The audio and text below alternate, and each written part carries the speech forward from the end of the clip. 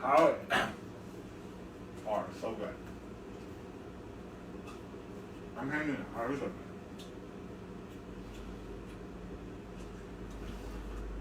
You know what? I'm gonna start. So much has been going on.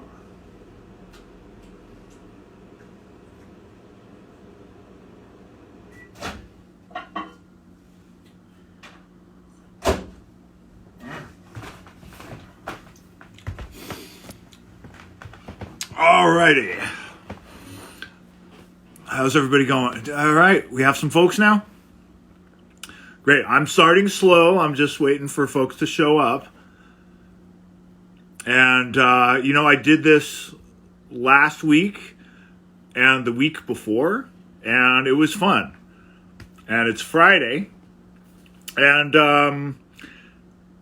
this is fun. I'm going to do this. I don't know that I'm going to do this every Friday, but here it is Friday again, and it feels like we should do this again. So what we did last week and the week before, I did a quick little jam. Now, this is a jam of my choice. I know I get a lot of requests. I'm not taking requests right now, but I will take questions. And this is my Friday night jam. So what I do on my Friday night jam, I pick a tune to jam over. A good jam tune. Not a mosh tune. A jam tune. And so far it has been 70s jazz rock. That's what I like to jam to. So I'm going to do that. You know what I'm going to do, though? So much has happened. First of all, I want to find out how everybody's doing. I'm hanging in there. I hope everybody else is hanging in there. You okay? Everybody's good. And yeah, it's been really interesting. There's obviously this is unexpected. I was supposed to be home now, so it's not unusual that I'm home. But the fact that so much travel has been canceled, the last half of March when I was supposed to be away didn't happen. I was supposed to play with my trio on Tuesday. That did not happen. A lot of interesting things came up, though, that might not have happened otherwise. I don't know. Have you guys been following all the online stuff? First of all, it's been a week since the Testament album came out. And I know there's questions about that, so I will get to that. But that album came out Thursday, and the response has been awesome. And so that was followed by this project where myself and Charlie Benante from Anthrax and Ra from Suicidal Tendencies played YYZ by Rush. And somehow that has blown up. The traffic on that has blown past all my most viewed stuff, whether it's my transcribed solos or even the Testament video I just posted, and then this other that I just checked it. It's crazy, and I'm hearing from people I haven't heard from in years, just that I know socially from throughout my life, that they're getting sent this video of us doing YYZ by Rush randomly, and you got to hear these guys, not even knowing that it's somebody that knows me. It's crazy. And then by the time that came out, I had already recorded this song, just a quick little contribution for this Brian May challenge. And anyway, that came out.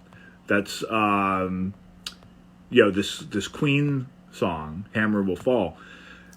Anyway, so and that involves a lot more people. That got done. That came out, and now that's getting a lot of traction too. Even Brian himself posted it last night, which was a thrill, and he specifically mentioned the soloists, and I'm just a fanboy, so it's so cool.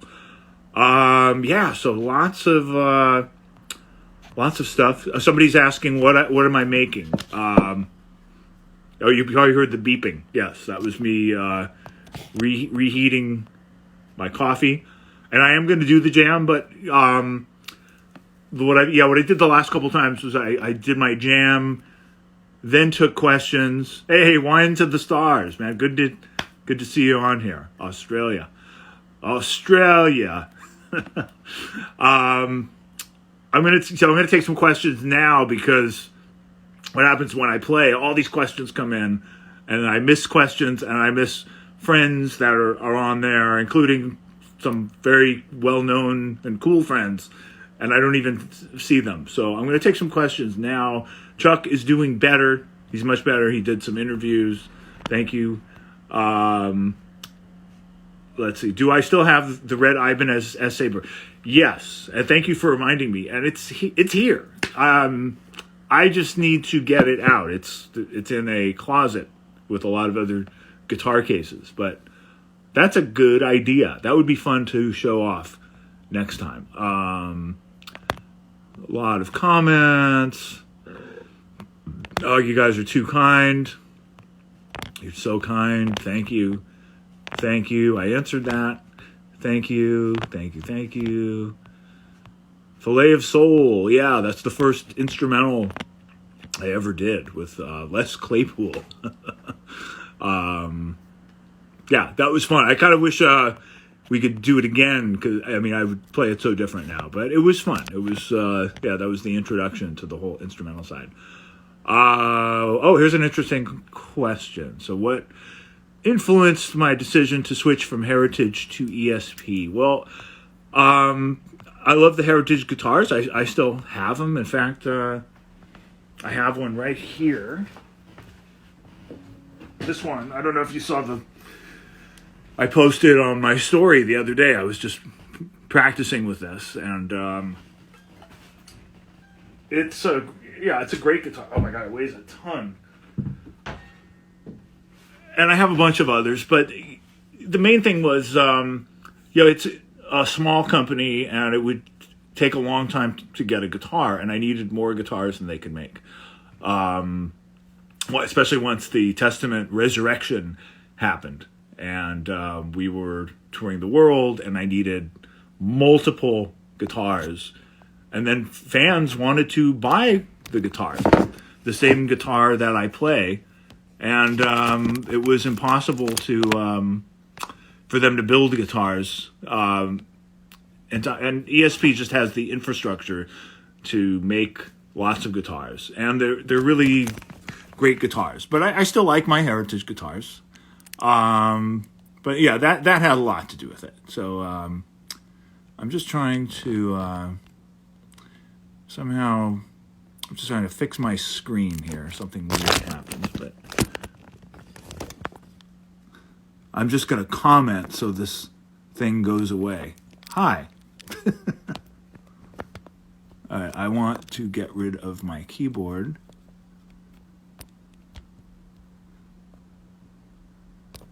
Okay, there we go. Will you be touring with your trio after this mess is over? Yeah, we were just planning to set up some tours. We're waiting for the Testament schedule to get settled, and then I can book around that. So I just don't know when. Yeah, we're still planning to. I was just messaging with the guys, and who knows? Maybe one of them will show up here. Is it hard to stay home for someone that travels all the time? Yes and no. The travel has been so frequent.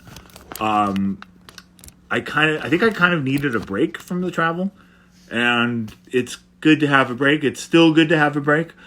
In a month or 2 months from now, you ask me that again, and maybe the answer will be different.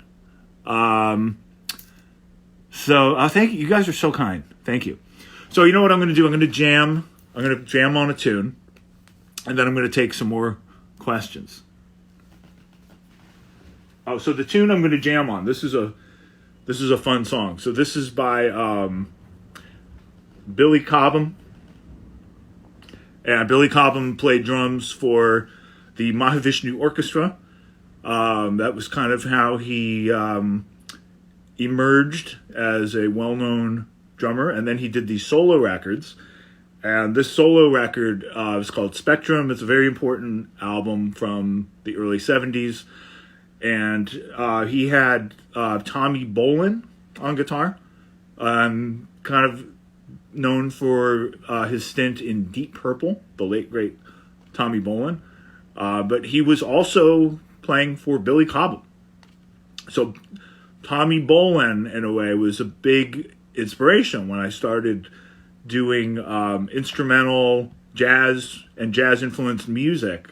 Tommy Bolin was one of those guys I looked at. Wait, he's kind of known for the guy who replaced Blackmore in Deep Purple, but he's also on these killer albums with Billy Cobham. Also, Alphonse Mouzon, who is another great jazz rock drummer. I actually played with him at one point. There's a video of that on YouTube. But Billy Cobham is this album is really important. Anyway, so this song is called Stratus, and I'm just going to jam. Last time I had my pedal board. This time I don't have my pedal board. I just have one main sound. You guys hear that?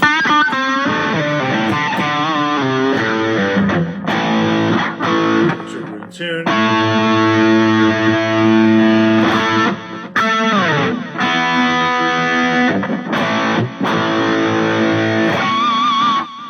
Alright, so I have more of a rock sound going, but I think it fits this tune really well. I'm not going to play it properly. I'm just going to kind of jam along. Sometimes I'll play the melody. I'm probably going to play over the solos a bit. I did this last time, and it was fun, so I'm going to do this jam, and then I'm going to take some more questions. Welcome to Friday Night Jams with Alex Skolnick.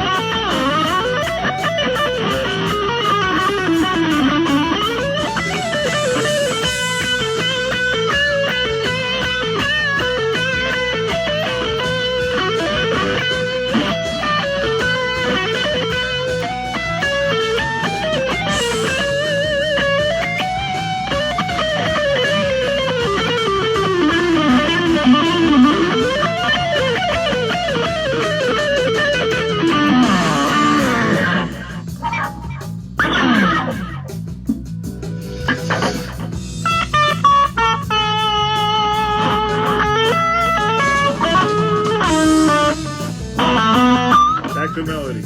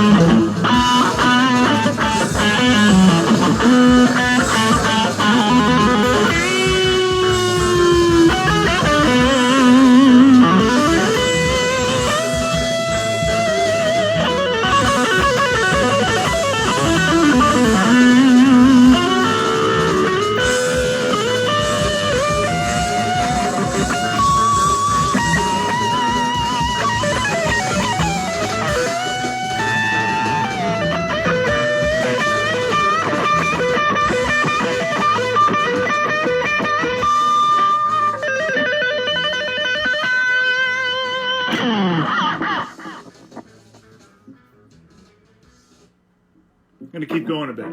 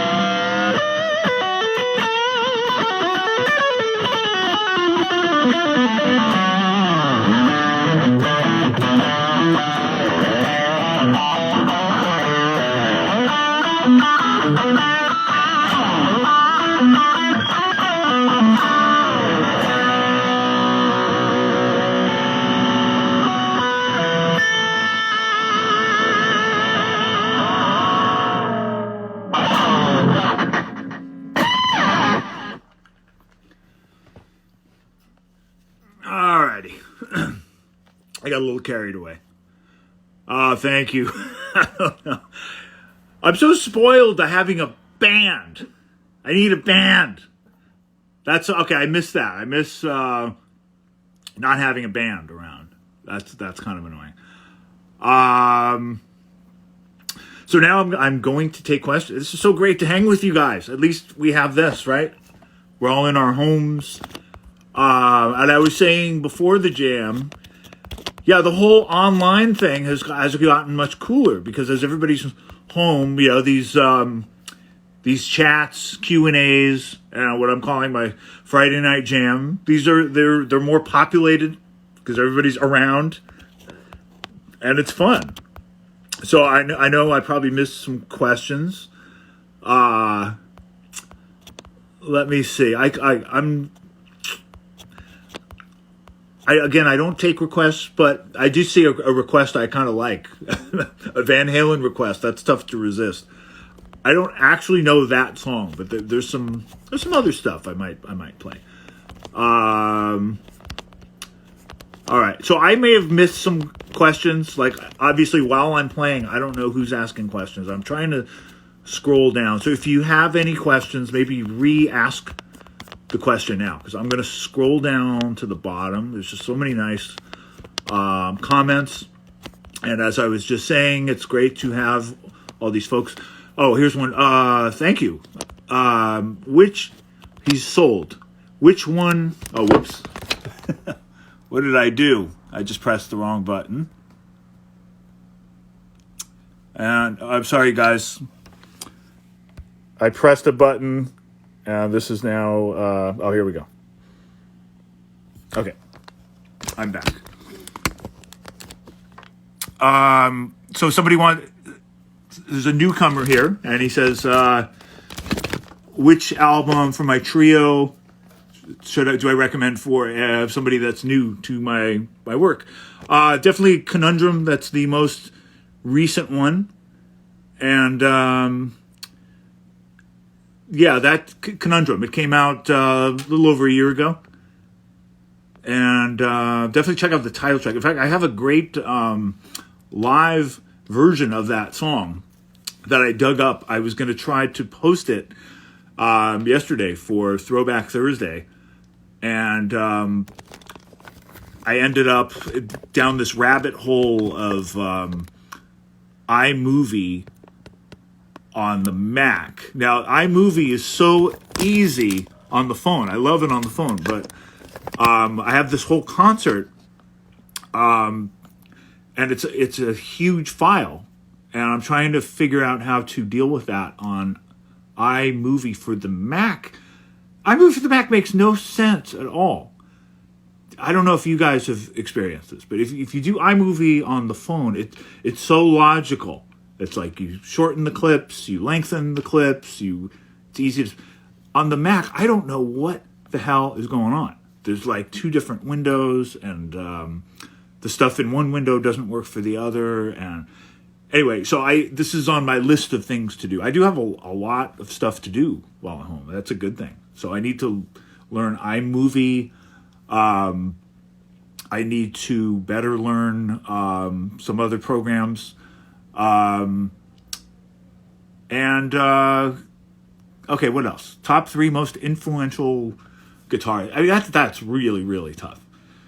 So it depends. It depends what era we're talking about. Not only like what period of time, but what era of time like I was listening. So if we're talking about, so the way I got into lead guitar, like a lot of people, it was Van Halen. Ofer, Shabbat Shalom, my friend. What are you doing on Shabbat? I was just realizing, like any of my observant friends, happy belated Passover, by the way, my fellow members of the tribe. Anybody observant, I don't know if they're supposed to be using electronics on Friday, but I would think there would be an exception, right? Because like we kind of have nothing else now. And I was talking, so my favorite guitarists from different eras, Van Halen for the rock. For jazz, I mean, there's so many. Like traditional jazz, Wes Montgomery, modern jazz, it's totally tied between John Scofield and Pat Metheny. And I mean, there's so many. So, Randy Rhoads at one point. Like, too many to name. But okay, that's 5 or 4. That's more than 3. Gosh, what else? Tips for getting better. Well, I always tell people there's actually a new interview with ESP Guitars on their website where I talk about this. So you should check out the interview. And there's actually some really cool stuff happening this week with ESP.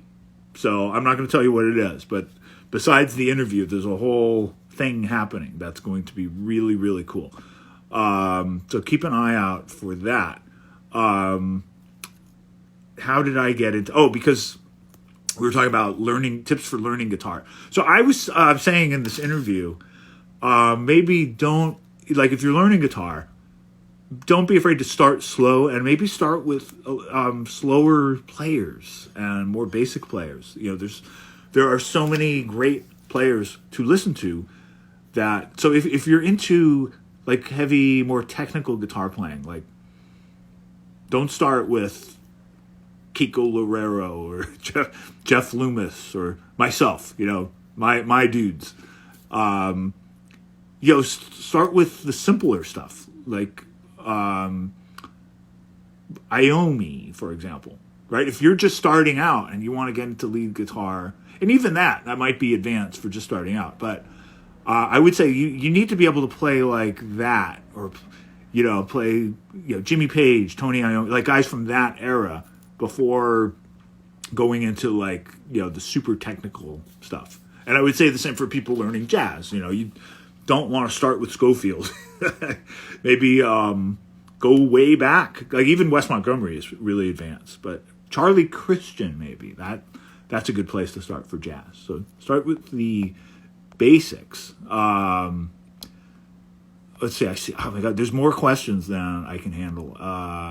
Am I still digging that old Gibson? Oh, absolutely. So it's the one right there I've had for years, but I think you're probably talking about that one. Yeah, and in fact, I think I had that like 2 jams ago. My other Friday night jam was on that guitar. And I've actually recorded some cool stuff with the guys from the trio, although it's a very different sounding part. We're doing, I wouldn't say it's experimental music, but for us, it's very different. And we recorded these tracks, and we were going to continue recording while I'm home, which we can't do now that we're all social distancing. But we have some really cool music recorded. Would AST ever come to Boise? I mean, I'm sure we would. Yeah, sure, we'd be happy to. Favorite genres of film, TV. Well, I watch a lot of documentaries. I'm kind of nerdy that way. I'm more into, I don't know. I miss a lot of the shows that people, I don't have time, man. I'm sure Walking Dead is a perfectly fine show.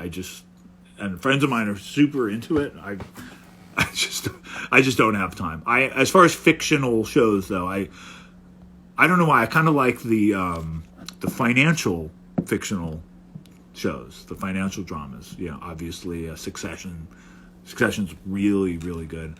I just started watching season 2 of Billions. The guy who created that, Brian Koppelman, he's a big music guy too. He follows me on Twitter, which is like very flattering. I've watched the first season of that and I loved it. But I just hadn't gotten around to watching the rest of it. So now I am watching it. So I have a few seasons to go. So currently Billions is my thing. That's funny. Your rap game is some serious shiznit. Give us a take. I need a beat. Guitar, I've gotten to the point I can play by myself. Like rapping, no, it'll sound ridiculous. But thank you, and I might have to sneak in some rap stuff at some point. The Skolnick West duo album. I don't know, man. I think even like some of the people that would have worked with him, I don't think they want to anymore. Anyway, Mike Stern, oh yeah, absolutely. Mike Stern is a huge influence.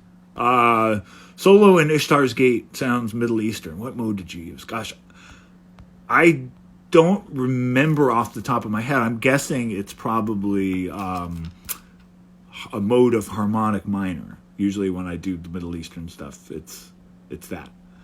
So I'm getting a few Testament questions. The Testament album did come out last week, so we are going to talk about that. I know you guys want to talk about it. And it's fun. It's fun. I'm happy this album came out. I'm happy with the response. I guess I should take the plastic off, but I kind of like the plastic. Anyway, that's the record.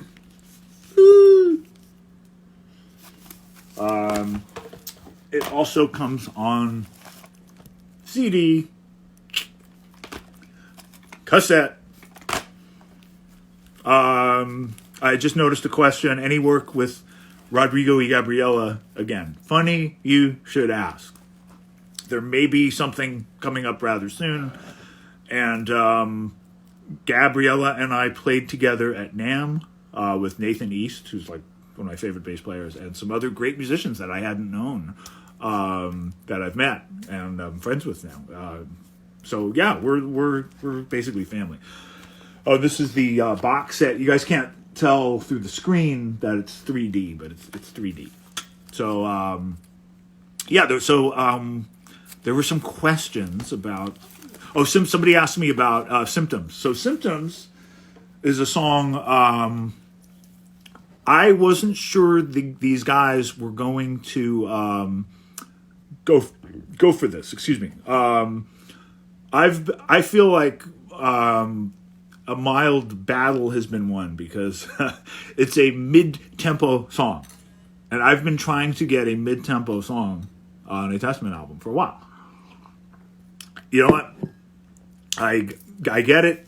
You know, Testament's much more about speed and but lo and behold, they liked the song, and I think they're ready for it. You know, the last couple records have had very fast stuff. There's no shortage of fast stuff on a Testament record. So so Symptoms is this mid-tempo song, and somebody was asking about the lyrics to it. The lyrics are. I was in a conversation with Eric while we were in the studio, and we were talking about a bunch of things. So no, I didn't foresee the pandemic and write a song called Symptoms. But what I did have in mind was we were talking about mutual acquaintances. I don't know. I'm not going to mention any names, but we all know somebody that is probably in some kind of relationship with somebody where they're just going crazy, right? Where that person that they're in a relationship with, it doesn't matter if it's a friendship, romantic relationship, whatever, relative, that person has some symptoms of some condition, and it's not a physical condition, it's a mental condition, but it can be very frustrating. So the type of things I'm talking about in the song include narcissistic personality disorder, borderline personality disorder. You should look these up too. Like if you have anybody in your life who exhibits signs of this, you should know about it and you should deal with it. These are symptoms listed in the diagnostic of DSM. I forget the full title, but statistical disorder, whatever it is, the annual list that therapists use to diagnose people. So the symptoms, part of the reality in that song that's being talked about are these types of symptoms. And then I was also thinking about people, heroes of mine, that you think have everything to live for, that all of a sudden, and I'm sorry if I'm getting too deep here, but that's actually a good question, and it's very interesting. I mean, we lost so many people that you would think this person has everything to live for, right? Chris Cornell, Chester Bennington. I lost a neighbor of mine who was young. He was in his 30s, but he was a writer, and film got made in there was a film based on his book. He was writing for television for J.J. Abrams, and same thing happened, and he was just so talking about those conditions. I mean, I'm lucky I've never experienced that, but so many more people deal with these things. The one that really hit home for me as well was Anthony Bourdain. Right, this is a guy I was a fan of his before he was on TV. I was a fan. I used to read his books, and I knew him before he was a household name. Knew of him, and this is a guy. He had a show that everybody watched. He's winning Emmys. The show is showing how great life is. Great meals, travel, people, and then he had some symptoms that caused him to end his own life. So, that's kind of what that song is about. Sorry for the long answer, but a few folks have asked about that. Let's see, top 3 or 5 trios. Hendrix, Redding, Mitchell would have to. Oh, of course, yeah. Band of Gypsies. Certainly, the band that did YYZ. By the way, the response to that has been amazing. Thank you so much. I mean, that just kind of came out of nowhere, and that's a lot of fun. The Police, that's a great trio.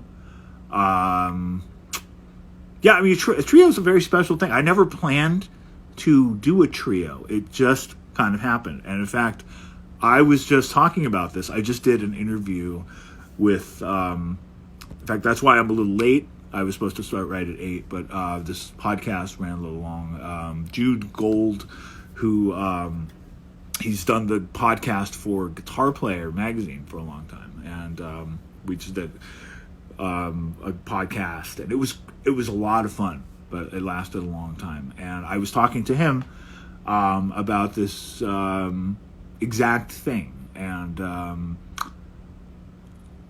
I've lost my train of thought. so many cool questions.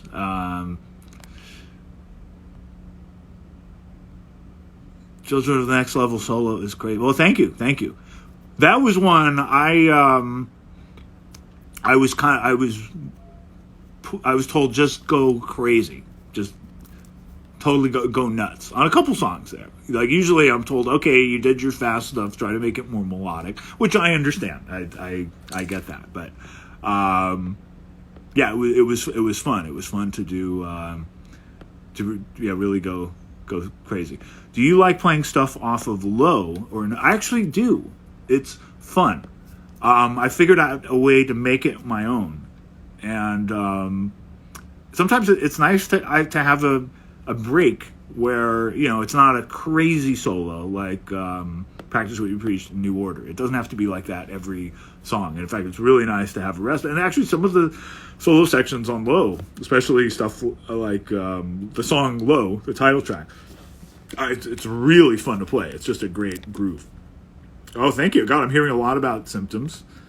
And somebody's asking about the chorus. How do you play? So you know what I'm going to do for you people, because I care about you people. I do. I'm going to switch guitars, and I want to talk about that song. The problem is the song is tuned differently, and the guitar I was just playing has a locking tremolo system. So what I have to do is switch. Let's grab one of these. I think this one will do. And I want to talk a little bit about that riff, because so many of you keep asking about it, and it's fun to play, and maybe you want to know how it was played. So it was actually drop tuning. So our default tuning in the band is E flat, right? So right now, like if I play my E, I'm going to tune that to, it says D sharp on this little tuner here. Right, so I may think of that as an E, but technically it's a D sharp or an E flat. And then the song we're talking about, Symptoms, has a drop D, which is technically a drop C sharp because we're tuned down. So that just means I'm taking the low string and dropping it.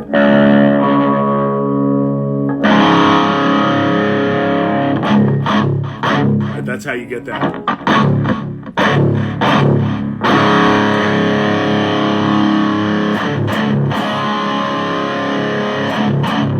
By the way, I'm just playing through a tiny speaker, but I am running through my studio system. So that sounds good.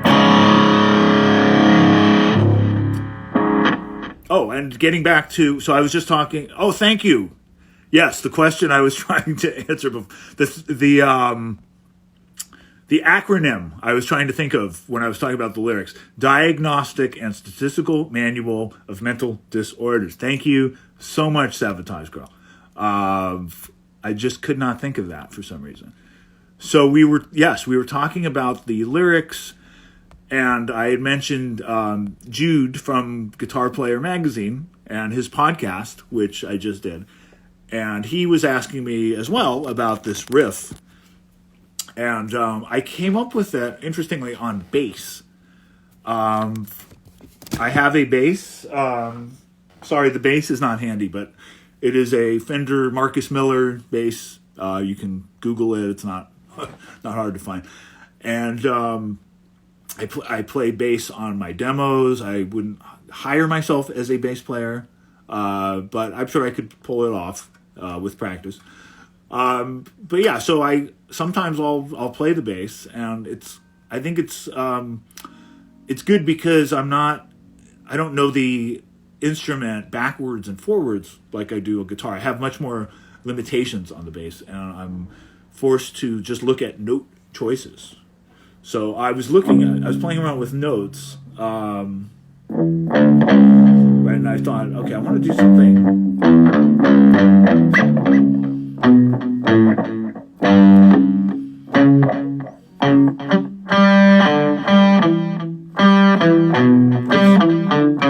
That's it. So I picture it on bass.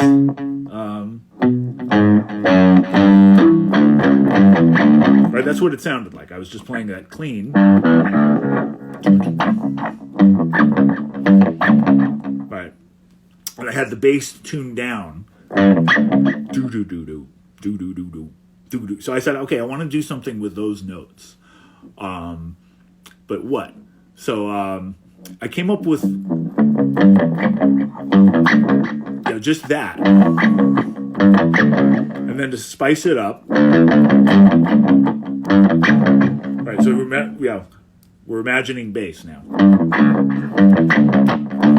Right, so I had that much of it.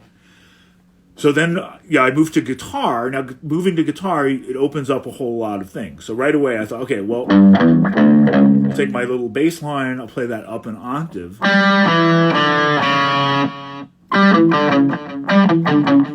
Right, and at this point, I'm hearing a beat.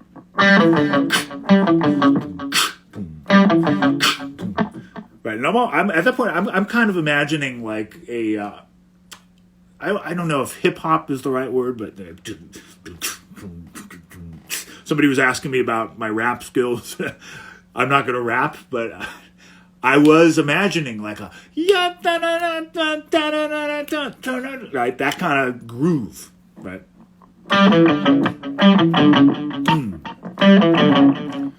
Okay, but then once I was playing that on guitar, I realized, okay, I have this space with the snare. So I could do this low chord. Right? So then repeating that. Right? So then I added this. Right? right? So then it starts to sound like Godzilla, right? Not the song Godzilla by Blue Oyster Cult, but like you can picture like Godzilla or some huge monster, walking through the city.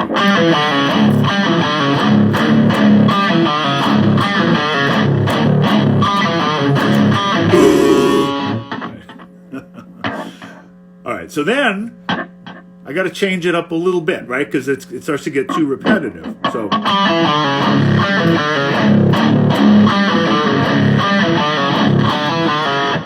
add that part, right?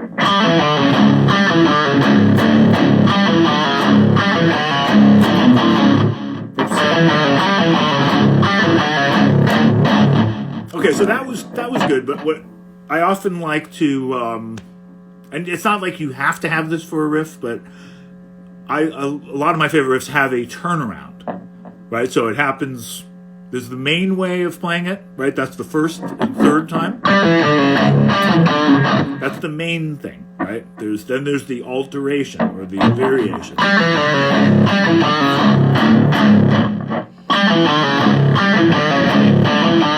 that's the big alteration. But then the turnaround, that's this. Right? So that just gives it some variety. So every time it repeats,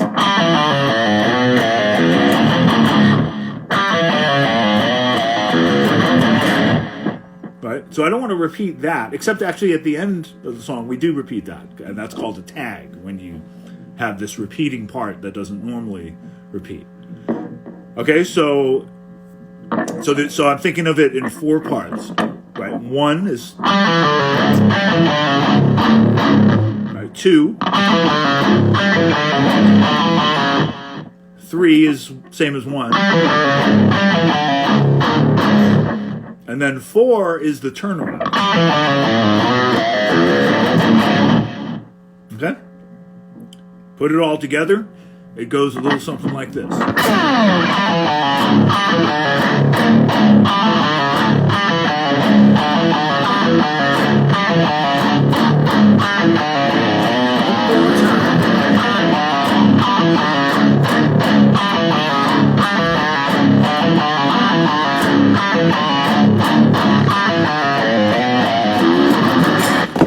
Whoa! I got a little too excited. Somebody just logged in and said, what song is this? That is called Symptoms, and that is off of this record. And I'm just going to take off the plastic. There we go. All right, cool looking record. That song has never been played live. Right? It just hasn't been debuted. It probably would have made its debut on this next tour at the end of this month or the following tour, but we're going to have to wait a little while. Yes. I'm glad you guys like it. Guys, people are quoting it already. That's really cool. Yes, that song is called Symptoms. Why doesn't Testament play Return to Serenity anymore? Well, some of us would like to. Some of us, maybe one of us won't. And I'll just leave it at that. Thank you. Damon Johnson. Great guitar player, folks. Yes. Oh, man, we got some cool... yeah, what? Did I... I'm trying to think, did I finish my story on that song? Oh, I'm just going to add, there's a little melody that happens. Right,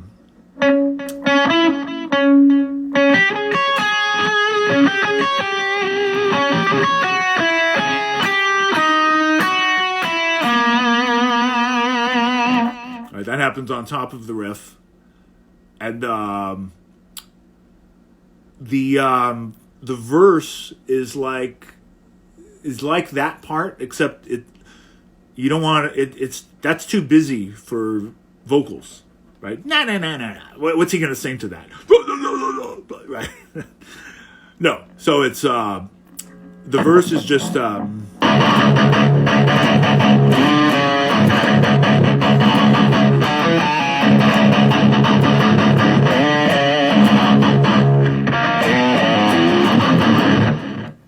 Right, that's much easier to sing over. I'm not going to sing that because that's kind of not my style. So the guys are doing better. Somebody wants to see my camera. Let's see. Oh yeah, it's right here.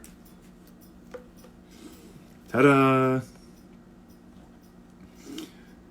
Yeah, I have a photo page. I've become a thoroughly devoted, addicted photographer. Skolnick pics. Somebody said my photography inspired them to get back into. Oh, that's so cool. Thank you so much. Yeah, check out some of the pictures. I wonder if there's a way to share photo with. Oh, I think I could. Yeah, right? Let me see here. Can you guys see that? I'm trying to send you guys a photo. I don't know if it came through, but it gave me the option to send a photo. I will learn how to do that next time if that's not working. Let's see.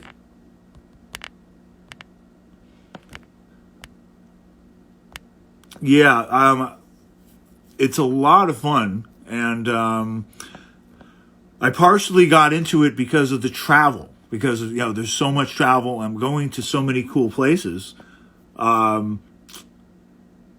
it's the whole travel thing kind of disappeared. So that is now no longer happening. But just from the photos I've taken, I have more photos than I can handle. So I'm processing them. I'm putting them up. And I think there's some interesting parallels between photography and music. I'm just going to talk about that for a second. So with photography, you when you first get this camera, I've had this little over a year, and I remember when I first got it, I was just going crazy, right? I'm just like, I want to take pictures. I'm taking pictures of everything. The poor cat, walking down the street. And you know what? You just gradually learn that, I mean, it's good to do that, but then you gradually learn to look at your photos and you find ones that are worth saving. Or if you want to save them all, that's fine. But you find the ones that are worth sharing. And I think that's an important part of improving, is just recognizing that and being honest with yourself, that you're going to take a lot of pictures, that it doesn't make you a bad photographer because that picture isn't that exciting, but you just have to be honest. Okay, you know what? This isn't that exciting. But then when you take one that is exciting, it's a great feeling, and you're being honest about it. And I think that it's very similar to music. You guys don't hear every take of a song. There's a reason why some of those unreleased tracks on albums, when record companies started remastering albums for CDs, bonus track, take 2, and sometimes it doesn't. There's a reason why, and even by some great players, it's like, I understand why they didn't put that on the record. So it's the same thing. You need to create work, but you also have to learn to recognize that not all of it is worth keeping. And you have to focus on the stuff that does have some magic and then develop that.